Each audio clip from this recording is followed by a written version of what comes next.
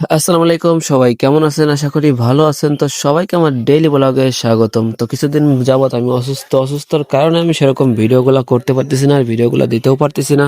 শরীর যদি অসুস্থ থাকে তাহলে ভিডিও করার মন মানসিকতাও থাকে না, তো এই কারণে ভিডিও সেরকম হচ্ছে না। তো আমি এখানে আর কি বসেছিলাম একাই, তো এখানে দেখলাম আলিনুর আসলো। আলিনুর মূলত প্রাইভেটে গেছিল, তো এই কারণে মূলত আসে আমার সাথে দেখার, ও এখানে বসলো। তো ওখানে বসার পরে আমরা দুইজন আর কি বসে কিছু সময় গল্প করলাম। আকাশ মাহমুদের একটা গান বেরোইছে, সের ভিতরে আলিনুর অ্যাক্টিং করছিল, তো সেইগুলো আর কি আমরা বলতেছিলাম। ও মূলত একটা অ্যাক্টিং করছিল, সে আপনার সাইড অ্যাক্টিং আর কি, রিক্সা চালকের একটা অ্যাক্টিং করছিল। তো সেইটা আর কি রিসেন্টলি ইউটিউবে এসেছে, তো সেটা নিয়ে আর কি মূলত আমরা কথাবার্তা বলতেছিলাম। তো তারপরে ও আর কি চলে গেল, আমি বাসার দিকে আর কি রওনা দিলাম।